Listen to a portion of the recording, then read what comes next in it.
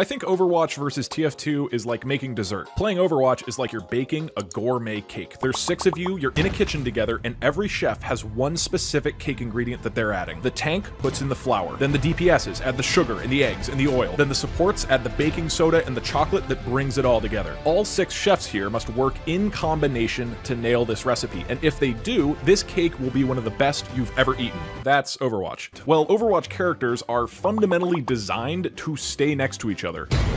If you want the protection from a tank's shield or to be healed by a support, you have to stand next to the tank or the support. It's just like the ingredients of a cake. They are designed to taste better when you mix them together. So if you're Junkrat, you're going to be more powerful by sticking with your team and utilizing their buffs. This is true of ultimates too. They are designed to be far more powerful when you coordinate them with your teammates. So ults primarily serve to reward teamwork. This is what makes Overwatch so satisfying, because if your team works well together, you're rewarded by becoming substantially more powerful, and it's a rush. So teamwork is what makes Overwatch fun, but these super powerful team synergies also mean you have very limited freedom to play this game your own way. You really can't be effective with a solo playstyle in Overwatch because by design, you are far less powerful without your teammates' buffs. This gets worse when the metagame has a clearly defined optimal composition like dive. In this case, the synergies between specific characters are so strong that you are at a substantial disadvantage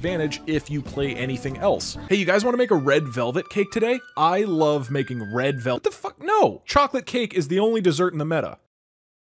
I'm reporting you. The second big problem is that because teamwork is so crucial to winning, if you have just 1 or 2 bad teammates, that can ruin the entire game. Like if you were making a cake and your tank carefully adds the flour and then you perfectly add in sugar and then this dude's just eating Han's Oreos. Now the entire cake you were making is gonna taste awful because that guy is refusing to actually do his part of the recipe. Overwatch doesn't let you customize your favorite characters, instead they just introduce new characters altogether. This is actually a really great thing if you're a player who wants a large variety in fundamental playstyles, but it also means you might get tired of that hero that you really love a lot faster than you might otherwise. When Overwatch opened their restaurant, they said, here's our menu of food, you can eat these specific things. And over time, they've added new items to the menu like 3v3 or brawls. And these dishes all taste great, but the point is that Overwatch, and only Overwatch, controls the entire menu. And as a result, it's a pretty limited menu. Like if you go in there and you try to order a 12v12 match, they will say, sorry, but 12v12 isn't on our menu. Why don't you try our 6v6? And I'm like, I have, man, and it's great, but I thought it'd be fun to make my own type of meal. And they're like, here's a durian. In gaming, eating a gourmet cake is always going to taste better than eating a Snickers. It just really sucks if your cake has Hanzo in it. Donc voilà, alors c'est la fin de cette vidéo. Alors merci d'avoir regardé, j'espère que vous aura plu. Alors j'ai passé 2h30, 3h environ à faire toutes les traductions.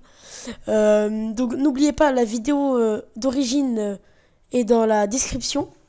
C'est celle de Doug, voilà. Moi, tout ce que j'ai fait, c'est raccourcir, mettre que les moments où il parle d'Overwatch et que je trouve intéressant, et les traduire, voilà. Donc si la vidéo vous a plu, n'hésitez pas à liker, commenter, à vous abonner pour des prochaines vidéos, à me le dire en commentaire. Allez, bye.